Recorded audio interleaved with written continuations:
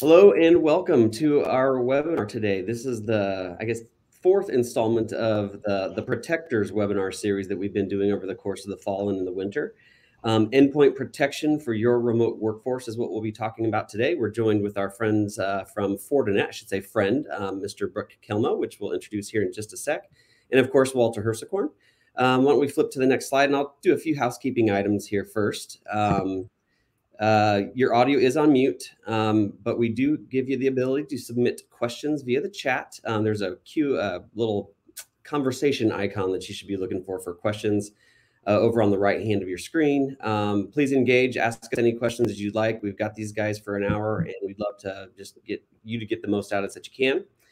We got 3 poll questions that we're going to be asking you today, one at the beginning, one at the middle, and one at the tail end. Answer all 3 of those and you'll be nominated, or you'll be able to have a chance to win the $100 gift card in the spirit of Christmas and holidays coming up here. Who couldn't use an extra $100? And then let's get to our presenters right now. I'll introduce Brook and Walter, who you can see on screen. If you've been to any of our other webinars, you know Walter, who takes a active role in our incident response team. So he's got a lot to share, especially on the topic of endpoint protection. And of course, I'm very excited to introduce to you Brook Chelmo, who is the Director of Product Marketing for Fortinet and their endpoint guru, if you will, the endpoint protection guru. And a lot more than that. He's spoken at many RSA conferences in the past, so we're excited to have Brook here today. Little bit of what we're talking about, the current threat landscape, differences between AV, EDR, MDR, and XDR. I know it's a big topic and point of confusion for a lot of folks out there if you're just getting started in your security journey. The role of endpoint protection in a breach is one thing that Walter will probably speak to as well. And then just overall, just the whole thing's going to be filled with risk mitigation strategies, since we all now have to deal with a remote workforce in our daily lives. Next slide, please. For those of you who don't know ISG, I know we had about half the folks who are new. I'm glad to see you guys here. We are 4th generation family owned, 75 years and counting if you consider our parent company, Twin Valley, has been around that long. We're Midwest through and through. We serve clients all across the nation, but we've got locations in Missouri, Kansas, and Oklahoma. 150 plus employees, with a big portion of that being technical in nature, and 2,000 clients across all industries. So if you've got a situation, we've probably seen it. At the end of the day, our job is to unlock possibilities for the communities that we serve, and those communities being you guys, those of you in education, financial, healthcare, all the different communities that are out there. We do that via our managed services, managed network infrastructure that you would typically think of, backup and replication, hosted voice, service desk, and Office 365. We've got 2 SOC 2 operated data centers. And then, of course, on the far right side, you can see that we do all the things you could think of when you consider a value-added reseller in the technology world. But I like to tout that we have one of the best professional services teams in the Midwest, and then connections across the nation as well too, to help with any of those items. Next slide here is our poll question. So this is not your interaction. You can't click this yet, but I'm going to read this. And Jake, who is, I should give some kudos to, is running on the back end here. He's running our technical side. He's going to launch this. What would you like to know more about on this topic? So in the topic of endpoint protection, go ahead and launch that, Jake. Do you want to know about the current threat landscape? And this should be a check all that apply. Is it the differences between AV, EDR, MDR, XDR? Is it the role of endpoint protection in a breach? Any other best practices that you'd like to know about? Is there something else? If there's something else that you want to know about that's not listed here, please let us know. Put it in the question and answer, the chat portion of the interface that you have there, and we'll see if we can touch on it today. All right, we'll let you give it a little time here. Understanding current trends is definitely top of the bucket right now. Differences between all the different types of endpoint protection. And looks like we get a tie for the last 2 there. Great. Let's go ahead and close that poll, Jake, and I will turn it over to Mr. Brook Chelmo. All right. So again, the actual pronunciation, Scott, is Chelmo. It used to be Kjelmo when it came from Norway, but everyone says Kjelmo, and so well, we pronounce it in Norwegian. So with that being said, apologies. No, not a problem. It happens all the time. So with that being said, except for Minnesota, where Norwegians live, they get it. So with that being said, I am technically a product marketing manager, okay, a director of product marketing, whatever you want to call that. So I'm going to warn you in advance that at the end of this, there will be the Ovaltine commercial where I talk about how Fortinet does the solution. But what makes me different from the average product marketing manager that you've shook hands with or that you've met before at a happy hour event is I like to work on things on the weekend. And the things I like to work with on the weekend usually involve attackers, hackers, and also defenders. So obviously, since February 24th, I've been very active with the defense of Ukraine, working with a lot of people, not only just fundraising, but trying to weaponize CVEs or vulnerabilities, you should say, for Ukraine, doing a lot of different things with teams to really help Ukraine stay up, on top of this, this war. With that being said, I've also had a long history speaking with Russian hackers and working with Russia and having some sympathy for the situation that they were in. Obviously, those sympathies now are completely gone on my side of the fence for now. But that being said, I'm going to talk about what is the nation-state attacker, because the whole game has changed from there used to be more the concern about the private Russian hacker. Now the concern is more towards the nation-state attacker, specifically in Russia. But I'm going to talk about all nation-state in general. I'll talk about Russia of the future, where things are going based on leaked FSB documents, as well as what we're seeing within the industry, within the economy. We're going to talk about EDR as the last line and first line of defense. We'll get into that. Again, my job is to talk about EDR. That's my baby. That's something I'm working on developing now here at Fortinet. So that is part of the Ovaltine commercial. But I will give you some high-level third-party views and opinions on EDR, not just the Fortinet perspective. I will then share with you the Fortinet approach and then how we know that it works. So again, feel free to chime in, ask any questions as well within the chat. Scott will be handling that. Walter, we'll be bringing him in as well. He's got a lot of frontline experience working with people through ISG and other places as well. And Walter's going to share a lot of things too. And one thing that came about from what Walter said shared with me, was it's amazing how much IT hiding can solve a lot of problems as well. But so we don't have to throw money at our problems. Sometimes we just have to do the right thing and then look at the future as well. So we are here to be of assistance. This is our life mission. Walter, Scott, myself, everyone, to protect your organization, to ultimately make a world a better place for our children and our grandchildren. With that being said, down to the main topic, and that is nation-state ransomware. So a lot of you may think you're not big enough to be hacked, but we'll talk about that. Essentially, what a nation-state threat actor is, or a hacker, whatever you want to call it, is they attack on behalf of national governments. They attack other governments, and other organizations for data, disruption, or payment. They're well-funded, trained, and supplied. They are active in just about every nation's military. They sponsor zero-day research, and participants work without any legal risks, and they work on very large teams. For thousands of years, armies and navies have existed. This is just the next chapter in a global Cold War between seemingly friendly nations. Nation-state cyber attackers are something that every government and every company has to deal with or will in the future.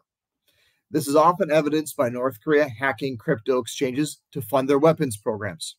Mainland Chinese attackers exfiltrating IP from companies to gift or to resell to local companies, especially for defense and doing their own internal development. Stuxnet was a famous Israeli weaponized malware designed to sabotage Iranian nuclear centrifuges. And again, now as the things are changing in Russia, now you become in the crosshairs, not because that you are you, but you are an IP address, you are an email address. And I'm going to get into some of the stats here about spray and pray ransomware and getting into attacks and espionage. But essentially, the average person, the average company can very well just as be a target as Google or the Apples or the large Fortune 500s or Fortune 2000. So again, you're an IP address, you have vulnerabilities in your environment, scanners will identify you as a target, and then they may launch the campaign against you just because they found something without even knowing who you are. So when it comes down to what we've seen with the Russian attack of Ukraine, is starting in October of 2021, before the onset of the war against Ukraine, Russian attackers hit a wide range of targets from military, governmental, and non-governmental organizations in Ukraine. In the days before the invasion began, numerous governments and military services were found to be offline, including the traffic cameras that could be used to monitor troop movements crossing the border from Belarus into Ukraine. So, but once that invasion initiated, Western governments responded to sanctions, and numerous companies, that's what all the images are here for, represent, they left Russia, from McDonald's to Uniqlo to Shell to IKEA to Adidas and more. So that being said, the impact to the economy has been huge. A lot of the brightest minds left Russia for other countries. Numerous of them were unemployed due to employers closing offices in the country. The ruble dropped in value along with the MOEX, that's their stock exchange. To shore up the ruble and the stock market, currency was not allowed to leave the country. The stock market was temporarily closed, and sales of Russian stock were prohibited outside the country as well. So if you thought you could go buy and get a good deal in the late February of 2021 or 22, you may be stuck bag holding those stocks. Now, what you see here on the screen is from an internal study that was drafted by the FSB, by Russian officials, and it painted a much more dire situation than what the daily propaganda pitches, like Evening with Eugene Sololov. I can't even pronounce his name, sorry. The blue line on your screen shows a very optimistic target of the economy returning back to pre-war levels in about 3 years, 2 years. But with the war dragging on and no sign of Putin leaving Ukraine, there isn't any economist outside of the Russian motherland that would agree to anything close to these targets. The pink line or the mauve line there, that is their inertial scenario. But again, this was drafted months ago. And by the way, this chart's been made public by Bloomberg. But they're much closer to that black line under what is called the stress scenario. When you take a look at this, it's going to take at least 10 years for them to return to the pre-war levels of the economy. So that being said, we're seeing people trying to get involved with Russian nation-state ransomware to really fill the tax coffers. Now, if you take a look at my 2021 or my 2020 talks at the RSA conference, I covered my time with the Russian ransomware cell and a lot of the others that I met along the way, including very specific niche groups like a Moldovan crew that sold emotet infections to Latin American banks, or infections of Latin American banks to third parties, right? Very niche hacking crews around the former Soviet Union. Now, when it comes down to the situation in Russia, we're seeing state salaries already being remarkably low at pre-war levels. And they know that if they want a shot of living that Instagram life that they're seeing in social media, they want that life that Western people are living, they know they're going to have to hack themselves, or they're not hack themselves, but they're going to hack you for themselves, or they're going to have to eventually walk through the doors of the Kremlin to really feed their families and take care of themselves. So I'd like to welcome you to a future where the unlucky and the poorly prepared organizations around the world, not just America, now have to pick up the missing tax revenue for 1 million absent, deceased, or now disabled productive people. Think about that for a second. Over 1 million people have either departed the country, they have perished in this war, or they have been so disabled by this they can't produce the way they used to produce for the Russian economy. Furthermore, many unemployed people are also now raising up their own arms against the West, as they have been doing, or again, they're going to have to enter through the doors of the Kremlin to earn their keep at the hands of a very cruel taskmaster called the Kremlin. Again, it's the world's largest kleptocracy. It's an economy that's designed to do just what it's already doing, and that's trying to make victims of organizations around the world. When you take a look at what they're doing, they're far outpacing what North Korea is doing. North Korea is more focusing on crypto exchanges. China's more focused on ISP and not ISP, IP and other types of technology.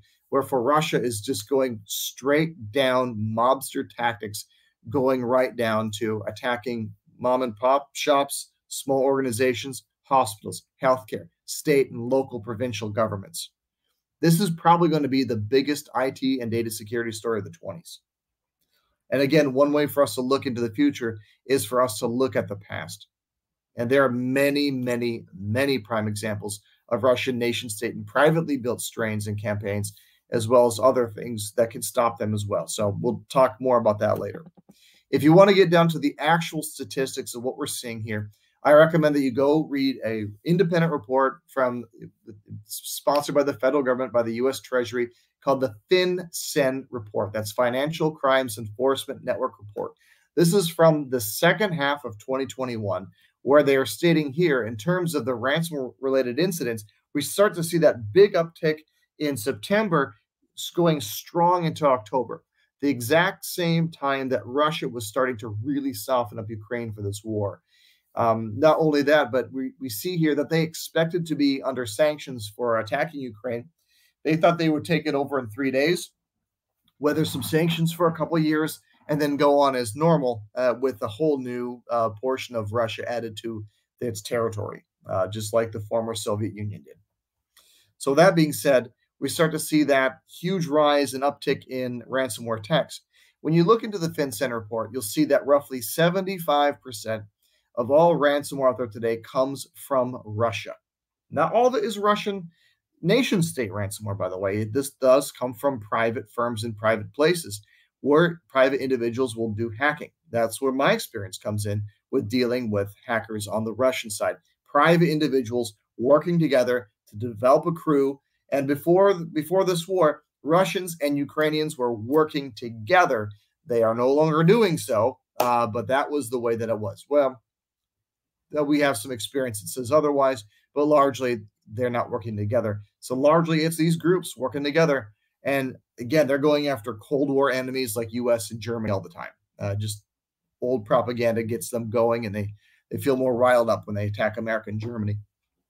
With that being said, the chart on the right shows you that roughly about 60-ish% of those payments are actually going to Russia or Russian-based attackers.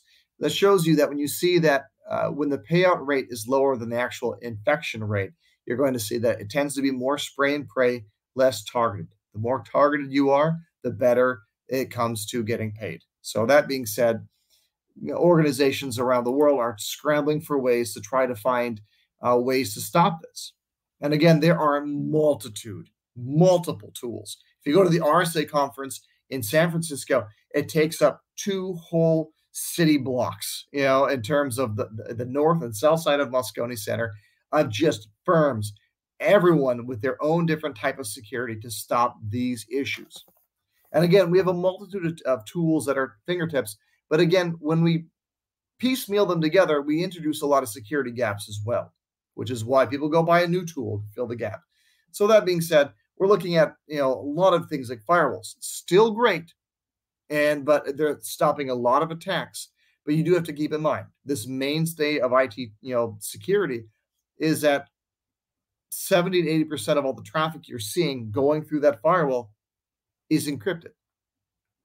Without man-in-the-middle inspection, attacks just may sail right through to the endpoint. Also, keep in mind, we're using sandboxing. Since about 2011, 2012, sandboxing came into the market. Great tool as well. But again, we're using this on email security. We're using this on firewalls. We're even connecting this now to endpoint security. Sometimes we're doing our own DevSec work with sandboxing.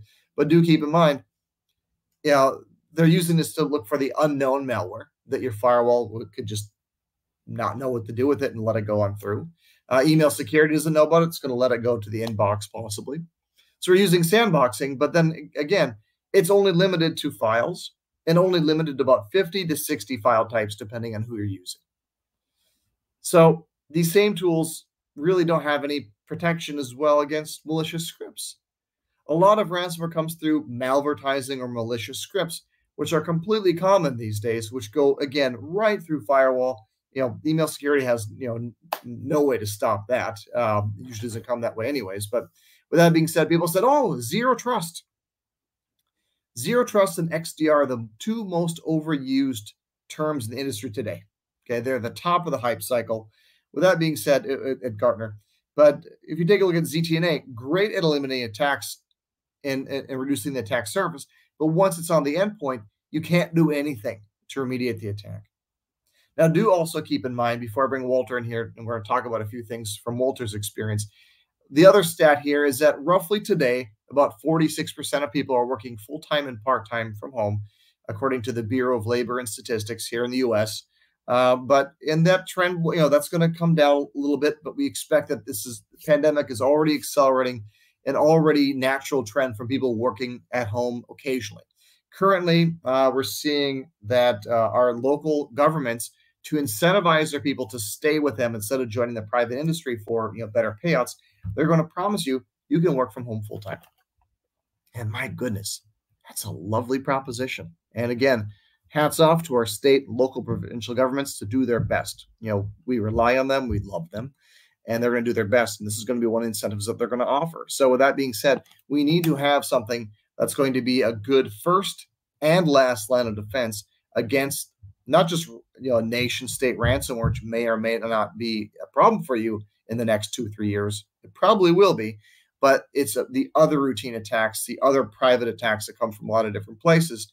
Whether or not it comes from Russia, North Korea, China, or just comes from next door, doesn't matter. We need tools that are going to be a great first and last line of defense. Now, I'm going to eventually talk about EDR solutions in general, but I want to take a quick break here and give the microphone back to Walter, because Walter's got a breadth of experience that goes far beyond endpoint EDR as well. So, Walter, share with us what the things that you shared with me. Yeah, thanks, Brook. That last slide, I want to point out, there was a survey done in 2019, just prior to really what I would consider the official COVID launch, if you will. And I think there was 1,700 CIOs and CFOs were surveyed on where they saw their workforce in the future. Interestingly enough, a statistic, your chart just validated it. 40% of all those folks surveyed expected by the year 2023 that they would have somewhere in the neighborhood of 37 to 45% of their workforce working remote. Your number showed about 44%, I think, is what I saw out there as an end line. And I see that trend going on. The interesting thing about that, and this is where this discussion becomes even that much more creative, how do you secure those people? They're connecting through their local ISP, right? Are you using a secure VPN? What equipment are they using? Do you manage it as a business? Are they using a personal computer? These are all dynamics that happen out there right now, and that's just a point of consideration as you're looking at your network and how you manage these remote workers.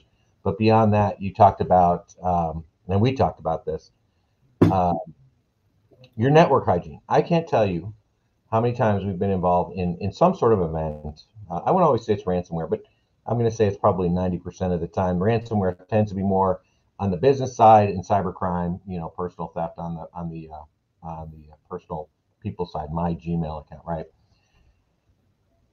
There are probably 90% of the businesses we run into that have no good grip on their network topography. We have a firewall, we have a switch, we have all these pieces. Nobody can tell me when was it purchased, what's the serial number, what version is it running, how is it connected, what's talking to it. There's no topography, right? And when you start looking at the tools that are there and the basic things that can be done, and as you're talking about, looking from Russia, you're exactly right. They need funding, right? The money's got to come from somewhere to offset the losses. But there are so many basic things that we can do as a business today when we get into these breaches and we look at the reasoning why. I would agree that of the breaches that we're involved in, interestingly enough, we're pretty good hit rate at about 75%. We can find the originating source of where that came from. Typically, China, North Korea, and some Russian, right, type state event in the business space, always for ransom, not for disruption in our world, always a big number. And so many things that you can do. And at some point, want to make people aware of, take a step back. LastPass, 2 breaches, two failures, Microsoft 2.0 days just this week, right? Discovered in their updates, launching patches very quickly. Rackspace, you know, these are as Brook puts it, spray and pay events. These are not like I woke up today and I'm going to hack Rackspace. Somebody got lucky, and there was probably a pretty good payday for some hacker out there on that event.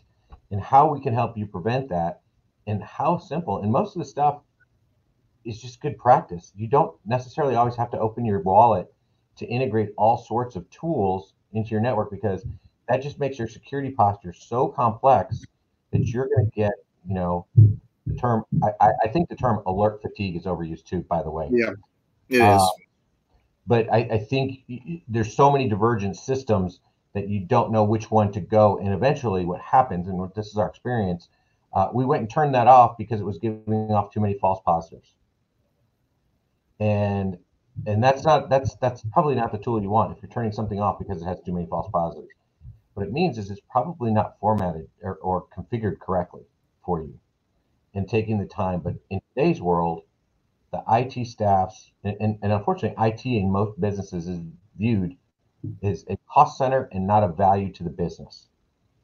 There's probably more focus on physical security, and executives pay more attention to what if we have an event.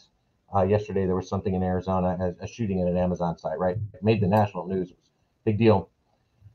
But yet there's this huge focus on these sorts of events, but then the little stuff like phishing and end user knowledge go by the wayside. Enforcing that, making that part of the employee review process. How are you enforcing? I need you to pay attention to my business. And so as we get deeper into the EDR, MDR, XDR discussion and what they do, and yeah, zero tolerance and all those things, again, overused terms. I think there's a marketing rush from a fair amount of companies that have just popped up everywhere, to your point, at the RSA event, right? Probably 10 years ago, that was maybe a one building, right? There's a rush to provide tools to the market. Some of them are proven, some of them aren't. But when it comes to EDR, and I think we have a slide further on, Brook, let me know. I feel there's a slide that talks about EDR, not just as a day-to-day kind of protection layer, but also in breach. EDR is a very powerful tool if you are currently under attack in that environment. So I'll leave it at that. I have a lot of knowledge, and I don't want to bore you guys with all the things, because we could go through all kinds of things, and Brook has some great slides here, so I want to make sure we get into those as well. Okay, well, thanks, Walter. So again, EDR is my baby. I started off doing, the sleeves on my shirt had to be, I had to replace my shirts a lot because I worked in the racks. I had rack dust on all over my shirts, and I couldn't get them out of my cuffs, so I had to, throw them out occasionally and buy new shirts. So I started off in ops, and I moved over into sales and into marketing, later as, life changed for me. But starting off with disk encryption and dealing with backups, working with our disaster recovery folks. So a lot of background doing that stuff, then moved over into email security, encryption, firewalls, sandboxing. I've built sandboxing solutions and parsing, strange file types and feeds. And that being said, EDR endpoint is kind of where I've planted my flag these days, because I'm trying to be on that kind of front line. I like to do a lot of different things. So that being said, for me, the front line is endpoint security. Now, when you take a look at this interesting chart here, this comes from the comparison of impacts of endpoint protection techniques. It's a paper from Gartner. This is June 2021. This may be retired now. There's a new one that just came out that involves the exact same chart with no change. The chart on the right is found in the latest document, as well as this older document, which may have been retired. No change. On the far right are EDR technologies. But within the EDR technology, you have to have some type of an engine to convict malware of being malicious, which is why EDR by itself is very bad for prevention, right? But however, the engine inside of it, they all have some engine inside of it. Either it's going to be that signature and heuristics, the stuff that we grew up with, like the Norton, the Trend Micros, the McAfees of the day, which are still hanging on there, but are almost gone. Semantic endpoint protection, that tends to be more, we call that SEP. I used to work for Symantec. Is machine learning and static file analysis. We get the old carbon blacks, these kind of old technologies. The silences may still be in that category. And then we have the behavioral-based analysis. This is where FortiEDR is. We see a bit of that with CrowdStrike SentinelOne. So we're seeing that trend move from the old signature stuff, the stuff that we used to get when we buy a PC from Dell or buy a PC from Best Buy. It would come with that free antivirus that you'd use for a year and then just not renew or go find an open source or actually pay for it. I don't know whoever did. Raise your hand if you paid after that 1 year. So don't answer that publicly. With that being said, we're using here at FortiEDR a mixture of machine learning as well as behavioral-based analysis, because we found that with behavioral-based analysis, we get the best protection and best detection and really good operating system support, because we can use the same collector, the same agent on every Windows machine. For example, FortiEDR, we go back as far as Windows XP Service Pack 2 all up to Windows 11. It's the same agent that goes into all the Windows machines. So that being said, behavioral-based agents are that much better. But there's a caveat, and there's a reason why not everyone's running to EDR right now. It's different. It is very different from the old signature-based set it and forget it, let it auto-update. There will be false positives. EDR requires tuning, okay? You have to have people either on your team or a third party. Gartner's saying 60% of people will be going with a managed service by 2025. That being said, you need people to tune out the false positives. You need people to do a lot of different things to make sure that it interoperates with what you're doing. If the EDR solution you're working with is hooking kernels, FortiEDR doesn't do that. We live at the kernel level. If you have a solution that's actually hooking kernels, you'll find that you can't work with two at the same time because they'll kick each other off or they'll convict each other of being malicious. So if you've seen that old meme of the guy where there's a woman sitting on the back of a bike, and the man gets the bike going and he kicks his leg over to get on the bike and he actually kicks her off in the ditch and he falls in the ditch himself with his bicycle. That's the perfect image of two EDRs trying to work together, all right? So that being said, we need to, there's caveats here, which is why it's a careful consideration. If I'm going to define what EDR is, I'm going to kind of give it 6 kind of categories here. One is it should be conducting proactive risk mitigation by discovering and predicting assaults on the endpoint by doing things like looking for rogue devices, maybe helping set up communication control policies for things that can't take an agent like IoT devices.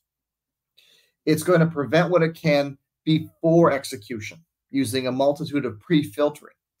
Old AV was like having a bouncer at the front door with a list of bad guys. And when a file would try to come and write itself to disk, it would check the list to see, are you on my list? Well, you're not. Well, welcome in, sir. You're welcome inside.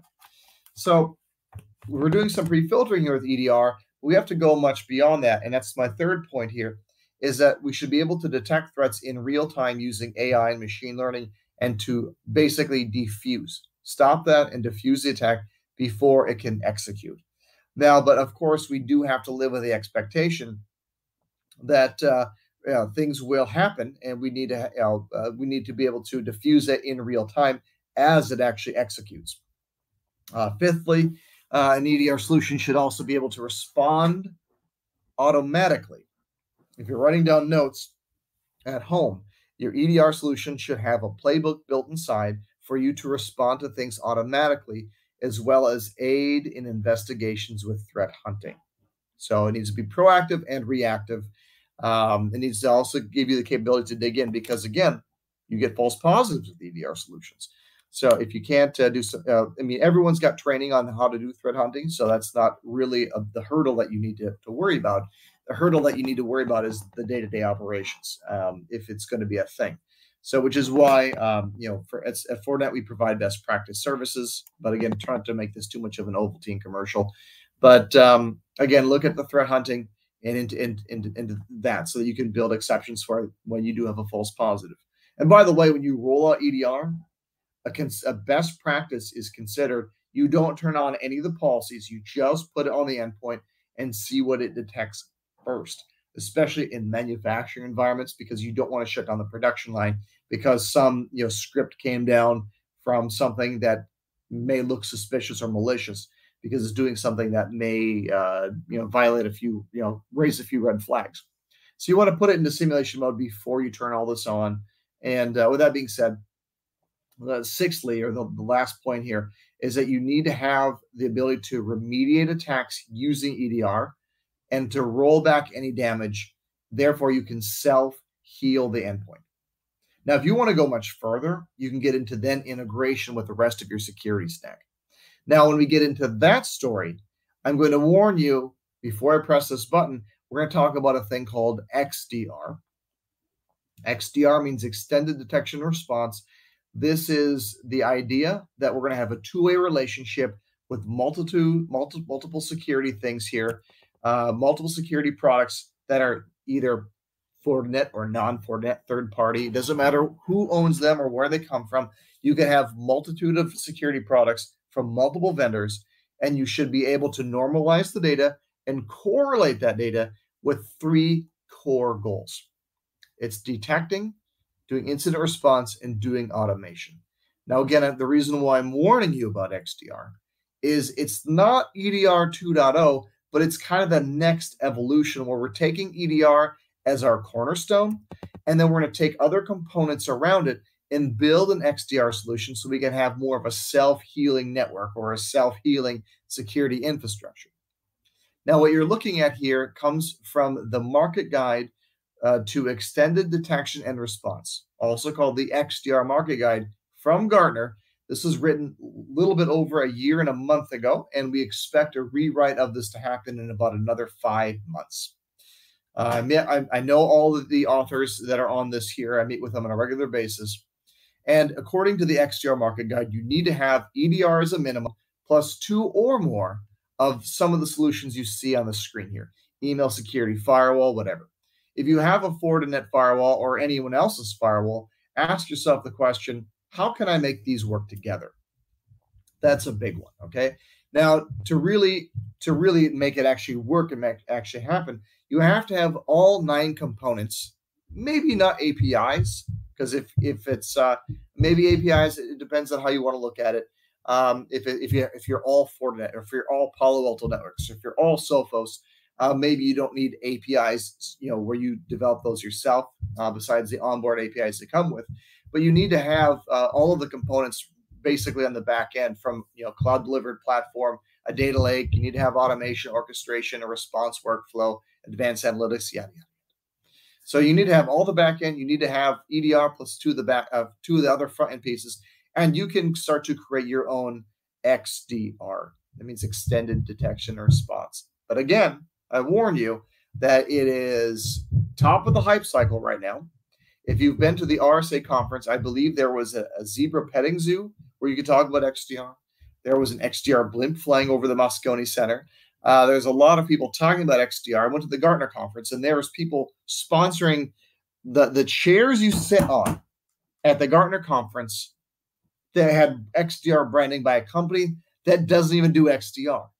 Because it's the hot new term, everyone's claiming that they're a TikTok star when they only have 5 followers, right? So it's we're not there yet, but we're driving towards the concept of XDR. We sell it, but we don't sell it here at Fortinet. It's something you want to do. We'll explore that with you and help you build it, but we're not going to do a lot of promotion. So I'm warning you on that one because it's a whole new way of thinking. With that being said, I'm going to give you some considerations when thinking about endpoint security here. Okay, this is the one where you press print screen on your screen, or you actually take a snapshot. I'm just going to pause for a second. I'm not going to read all those. I'm going to drink some water. And we will send this to you guys afterwards too, so in the follow-up email. So thank you, Scott. Yeah. Yep. So these are some considerations that you may want to look at. Where I got these, a lot of this is we do a lot of RFPs. We see a lot of RFPs from our state, local governments, provincial governments. Also, large organizations, may also do inquiry through RFI, request for information, or RFP. So that being said, these are some things that you need to consider when looking at an EDR solution or looking at any endpoint security solution on what it's going to cover. So again, this is not biased by any stretch of the imagination. I'm including things here that Fortinet doesn't compete in. But that being said, there are some things up here on the screen. I couldn't think of another one to make this list balanced out here, Scott. So it's imbalanced, but I did my best to try to bring up all the subjects I could find from RFPs for you. Again, I've seen hundreds of these. So that being said, those are things to consider. And as I warned you before, now comes the Ovaltine commercial where I'm going to talk about the Fortinet perspective and our philosophy. Now, it doesn't matter if you're using us or someone else. I want you to take a look at what we're showing you as our discipline when making your consideration or what you're currently looking at or you're currently using. It may be a call to you to upgrade with my competitor, okay? It may be a call for you to come over to take a look at us or look at what someone else is doing that could better work with your infrastructure. So that being said, the FortiEDR design principle is that one is we're going to, the EDR XDR solution is going to do a multitude of things here, including taking in threat intel, helping you do API development, working with all the different APIs so you can build a more integrated infrastructure so that one, you can integrate with things like SIM, mail, firewalls, NAC, identity, sandbox, analytics, ticketing, SOAR, ZTNA, etc. So it's, on our side, it's a unified agent by design. It is EPP and EDR together. Okay, so we're doing a lot of the pre-filtering. We have a cloud-based of signatures. And again, that's why the third bullet point down here is called the continuous classification by cloud AI. That means for every time your endpoint sees something, it's going to go check the cloud backend to see what it knows about it if it's connected to the internet. If it's not connected to the internet, it works wonderfully offline, just using the AI on board to convict malware of being malicious. Okay, so before this was the Insilo acquisition from over 3 years ago. It came in with very few signatures. It has worked based off of the AI, and it worked marvelously. They had multi-million-dollar business already running at the time. And with that being said, this organization came in to Fortinet and suddenly could drink up 20 years of threat intelligence, which really helped the AI and machine learning models really lower that false positive ratio, but also, again, improve its performance as well. The automation script will code everything into 5 categories here.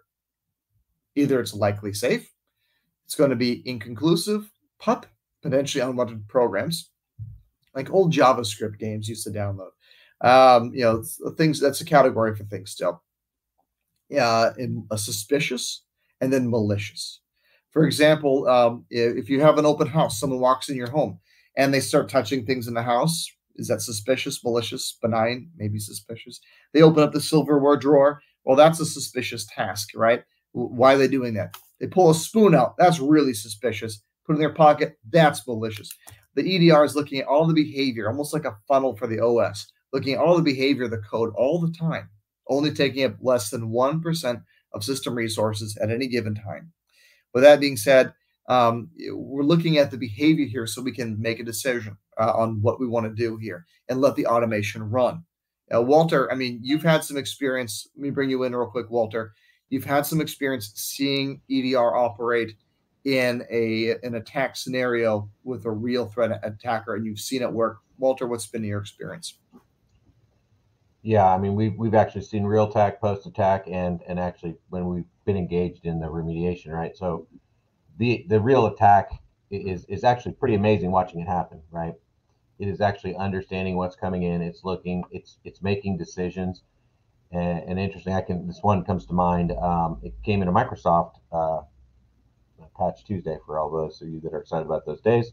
Came in and it was disguised, and it did pass most everything, but EDR caught it, and EDR looked at this file, and the attackers attempted 2 times, 1:03 and 1:13 in the morning, to do this during this patch window.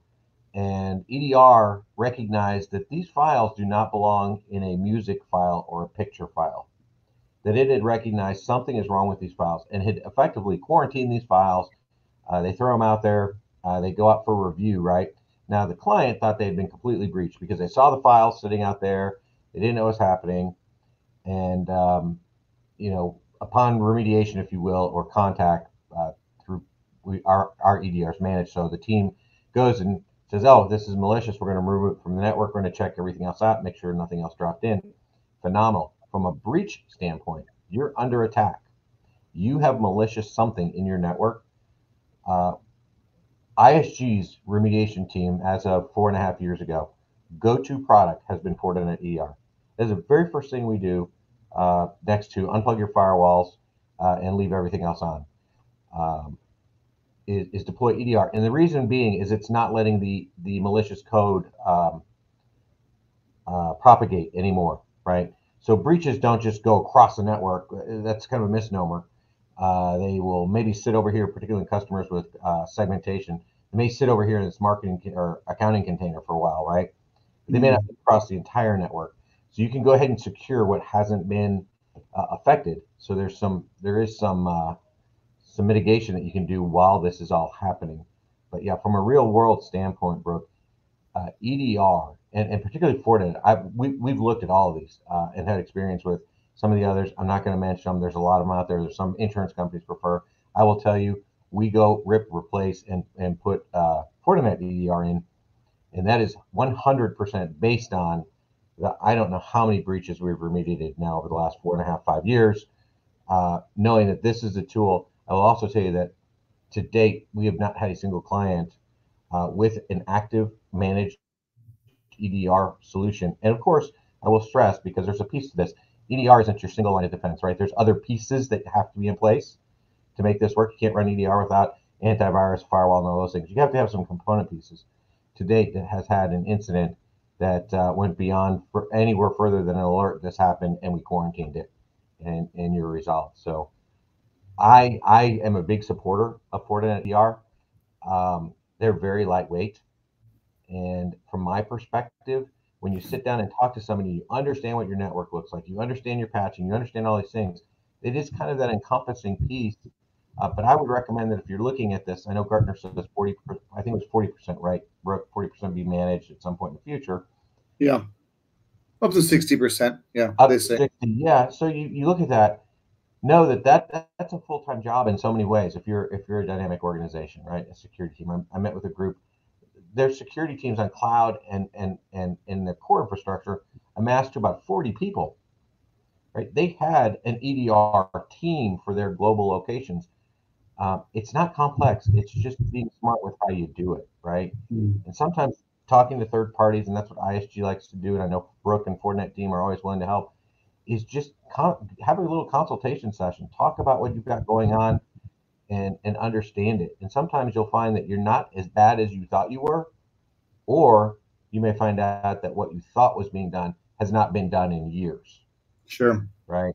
And compliance is a big driver today to people discovering that job wasn't being done. Yeah. And that's the real issue, right? You got to act quickly. EDR deploys very quickly across networks, I might add. It's not I think you could probably get an EDR on the platform within days, and within a week or two have most of the, what I call white listing, completed through the simulation mode, if you will. Sure. So it's not a 6-month endeavor. Yeah. Yeah, I mean, it may be a 6-month endeavor to look through it, but on average, we're seeing people taking 3 months to really, make their pick, study it, and get their head around it, and then get going with it. So it is the evolution of endpoint security. So it's not that foreign of a concept, but the things that it can do and how you can actually integrate it with your system is kind of the big one. And like you mentioned too, the Russian hacking crew I spent the most time with was called Hilda Crypt, and they had 2 things they loved in this world besides ransomware and a cartoon called Hilda. So they call themselves Hilda Crypt. Was misconfigured firewalls and weak passwords, and in those cases, the EDR had to be that first and last line of defense for them. So for the customer. So that being said, back to the Fortinet side of things is that when you take a look at how we've done the MITRE attack evaluations, we've blocked 100% of all attacks 2 years in a row. We've only participated twice. We are participating in round 5, where we will now be participating in the Linux side of the test. We didn't participate in Linux the last time because that threat hunting module was in beta at the time, but we will participate in Linux this year. we had 97% visibility into all the attack sub-techniques and 94% visibility into the actual technique being used. So really good solution, punching, at the highest level when it comes to that top 5 solution for sure. With that being said, we also have a thing called virtual patching involved, where you can, there's 3,600 critical vulnerabilities last year across the industry. And, we're going to create virtual patching policies, or you can create them however you want to create them, as strict or as loose as you want to, on what you want to do in the case of a critical vulnerability. If you're going to take it offline, or the device offline, or you're just going to allow the person to use the application, but just not allow the application to communicate with the internet, therefore not be exploited. So that's some of the big differentiators there. I talk about the different types of automation here. We talk about the 5 different categories. If it's inconclusive or suspicious, these are transitory states. Maybe in this case, we can code our environment to send any files over to sandboxing. If it's malicious, let's say, and it fully activated, let's put the endpoint on a remediation VLAN until we get this thing fixed, so it can't do anything sideways, can't infect anything else. I mean, a FortiEDR already has the infiltration policy that stops it from going sideways. But in this case, we're going to do a lot of different things here. This is a very simple view. This is just like kind of the Fortinet, angle. If you actually get down to advanced playbook data, you can go much deeper. You can add a lot of third-party things.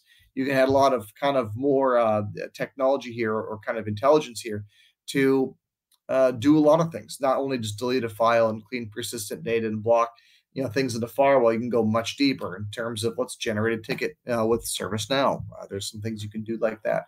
And by the way, if we don't support it, that integration, you can build it with a REST API framework. So I'm missing an icon here for FortiEMS, but generally, a couple use cases for the integration. You detect an attack, block the IP address on a firewall. You have an issue, you can use FortiNAC or your other NAC product, third-party NAC, to put it on a remediation VLAN. Sandbox, you're not sure what it is, have Sandbox check it out. If you want to get into Analyzer, FortiAnalyzer, FortiSIEM, FortiSOAR, so you can correlate data, you can sponsor orchestration across the network, things like that. You can use FortiClients, FortiEMS to ingest the endpoint's security status from using EDR before you allow ZTNA to connect to that application. So you have a healthy endpoint going to the right place. We're also seeing, again, integration with multiple third parties. We have over 300 pre-built connectors. If we don't have it, you can build it yourself. So with that being said, next polling question here. Yeah, Jake, let's go ahead and pull it. Do you feel like you have the right endpoint protection in place right now is the question. Love seeing these stats here, because it helps us understand where people are in their journey. And as you can tell, just from what Brooks talked about, there's a wide range of how well it's applied via the tools, and it's a lot of management to do so. So definitely not an easy thing to just take on right away. But let's see, we got some votes coming in already. There we go. It's like we're almost there. A couple votes there. A few folks not sure. A few folks not quite. Walter, in your experience, do you find that folks, when you get to know a new client from the get-go, where are they with their endpoint journey? What are you typically seeing? So I think this is new for most people. And I think the term endpoint protection is a fairly vague term out there. So there's a lot of people say we have endpoint detection. You have to drill down on what that is, right? EDR or endpoint detection are 2 different things in a lot of ways. They do different things. I think most people are at that point where they're thinking, what can I do to maybe stop something before it happens? Because managing user behavior, for example, through training and email training and things like that, is very difficult to manage too, especially in organizations that are more than 10 people. It's tough to get people on the same page as that. It's tough if you have divergent networks or multiple branch locations or contract staff if you're in healthcare, right? It's a difficult thing to do. I think what I'm seeing, particularly in finance and healthcare, is the adoption of EDR very quickly because of the type of work that they do. I'm not saying those are the only places it should be. That's where we're seeing that trend today, and it's because of the line of work. It does securing devices, as Brooke mentioned. It rolls way back in OSs, which in both industries is fairly notorious to having old equipment, particularly medical. running on old antiquated OSs or even manufacturing on the machines. So I feel like most people are thinking, I need to be there. It's probably too expensive for me. That's kind of where I feel like it is. But I would offer up, talk to somebody, talk to us, talk to ISG, find out what expensive is, and then let's talk about what it would cost to rebuild your entire network when it gets burned down through a ransomware attack, right? Let's do it. Let's do it. Let's do it before that. Okay, guys, we do have like 4 minutes left here. So if you guys have any questions from in the audience, by all means, send them in now, and we'll try to get these guys to answer them. But I know there's a little more content, Brooke, if you want to keep running, I'll just shoot through it. I'll just shoot through it, get right to questions. If you want to take a look at, Russia nation-state ransomware and how people have actually performed against it, Wizard, Spider, and Sandworm was part of round 4 of the MITRE attack evaluations.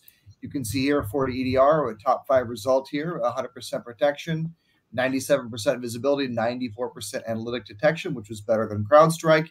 But you're not going to pick us because we're 5, 6, 7, 8% better than they are on that little test. There's other ways to look at it too. If you take a look at us versus a lot of other competitors out there, you can see how over time, not to pick on Sophos, but they start up with a really good endpoint security solution that has really just fallen by the wayside. So the world has moved on, and Russian nation-state ransomware just plows through past a lot of the defenses you see here today because it's a little bit more better architected. We look forward to round 5, which is called Turla. Turla is based off of what is called the Turla agency within the Russian government. That is an espionage grade level of malware. It's not ransomware, it's malware.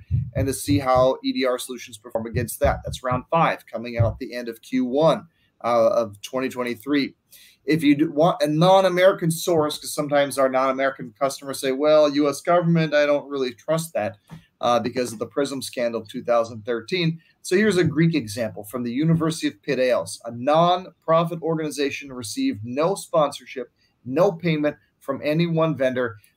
They found FortiEDR was the first one outside of the box that didn't require any additional configuration to block all of their attacks. The X on the screen means a failed attack, which means good for you, bad for the attacker. They're red teamers. So it was only another vendor that they actually worked with directly to patch their EDR to be as good as FortiEDR. Again, that's the kernel-based level, AV, anti-malware. It's the behavioral-based analysis that stops it cold. With that being said, we have our own managed team around the world. And but again, this is why we rely on folks like ISG to perform a lot of those services for you. So with that being said, let's go right to the questions that we have here. And I guess, should I bring up the polling question as well? Yeah, let's do this for a quick here. So yeah, let's go ahead and pull up the question here. Would you like to meet with one of our security professionals? As always mentioned that no obligation, of course. If you just want to talk, if you have a situation you want to talk about, we can get Brooke or Walter or any of our security team members to help you out and answer whatever questions you guys have. And while people are answering that, guys, they did get a question. What antivirus do you recommend to run alongside Fortinet EDR? None. FortiEDR is designed to be a superior upgrade to anything that you're using. So what antivirus you want to run along with it? If you already have something, go ahead and use it. It's going to work with it, but you don't need it. So if you're going to run FortiEDR, you don't need a secondary AV product. Awesome. Are there any, obviously Fortinet, FortiGate firewalls work well with it, I'm sure. Other required. Sorry, what's this, Scott? What other firewalls are there? Any that work well with them? Is it just is it agnostic to where any firewall will feed the data into that and work well? It's agnostic, yep. So so again, it's when you actually want to get to integration. So we're seeing roughly currently, because people are going towards vendor consolidation and running towards the XDR concept and running into this whole idea of integration. Currently, the world, almost 30% of people are doing that. So we're trying to drive that to as high as we can because we want to make it more efficient and better for you. But it will work with any other firewall if you want to block the IP address on your native firewall. Checkpoint, Palo Alto Networks, obviously Fortinet. Again, it's not a requirement, not a requirement. 70% of people are not doing it. But if you want to do it, doesn't matter. Great. All right. Well, I think that gets us to our time. Split to the next slide here. I wanted to show my contact info if you don't already have it from emails all the time and flip to the next one if you could, Brooke. We'll just yes, no problem. Sorry, let me get That's okay. No, there we that's go. okay. Yes. So yeah, just want to say thank you. There's my contact info. If you want to get in touch with us about any of the information that we talked about here today, we also have isgtech.com/resources. That's the news and insight section where we post all these webinars. We do a little blog post afterwards and we feed some of these videos to you. Also look for the presentation deck to come in an email either tomorrow or Monday. And we just look forward to seeing you all on the next webinar. And please let us know if there's any particular topics you'd like to cover. Brooke, thank you. Walter, thank you. Appreciate the input and the insight. Take care. We'll see you Thank you, next time. Thank you. Bye.